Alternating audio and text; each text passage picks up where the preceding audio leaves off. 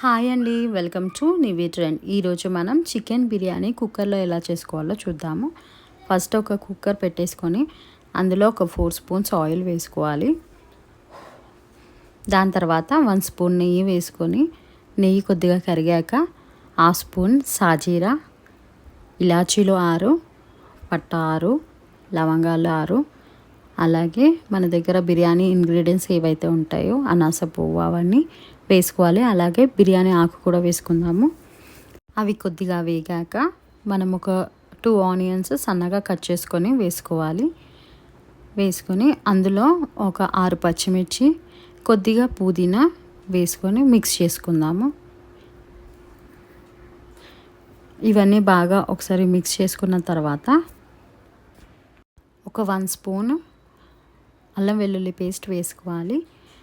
వేసుకొని ఒకసారి మిక్స్ చేసి దాని తర్వాత ఇవన్నీ ఆనియన్స్ బ్రౌన్ కలర్ వచ్చేలాగా వేయించుకోవాలి.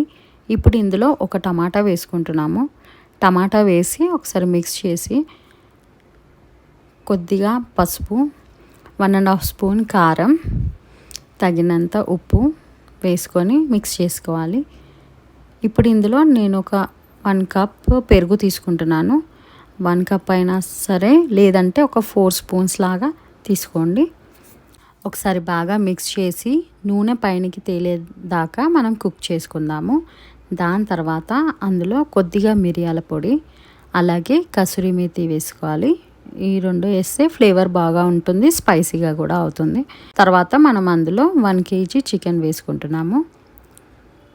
1 కేజీ చికెన్కి మనం 1 కేజీ బాస్మతి రైస్ తీసుకోవాలండి.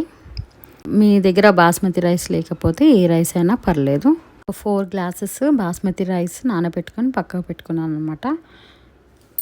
సో ఇప్పుడు చికెన్ ఒక 5 మినిట్స్ ఇలా ఉడికిన తర్వాత మనం ముందుగా నానబెట్టుకున్న బాస్మతి రైస్ యాడ్ చేసుకోవాలి.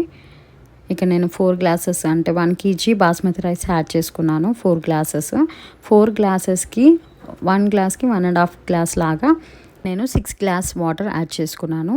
యాడ్ చేసుకొని ఒకసారి మిక్స్ చేసి మనం ఒకసారి సాల్ట్ చెక్ చేసుకుందాము. దాని తర్వాత ఫైనల్గా ఒకసారి కొత్తిమీర వేసేసి మిక్స్ చేసి కుక్కర్ లాక్ చేసుకుందామండి. కుక్కర్ లాక్ చేసుకొని ఇక్కడ మనం 3 విజిల్స్ పెట్టుకుంటున్నాము మీడియం ఫ్లేమ్లో. 3 విజిల్స్ అయ్యాక ఇప్పుడు మీరు చూడొచ్చు ఎలా అయ్యిందో. బిర్యానీ చాలా తొందరగా అయిపోతుందండి. మనకి బిర్యానీ చేసే ఓపిక లేనప్పుడు కుక్కర్లో ఇలా ఫాస్ట్గా బిర్యానీ చేసుకొని తినొచ్చు. చాలా బాగా కుక్ అయింది. చూడొచ్చు మీకు వాటర్ క్వాంటిటీతోనే రైస్ అనేది బాగా అవుతుంది అనమాట. అంతే అండి, టేస్టీ బిర్యానీ రెడీ అయిపోయింది. Thanks for watching Nivi trend. Subscribe.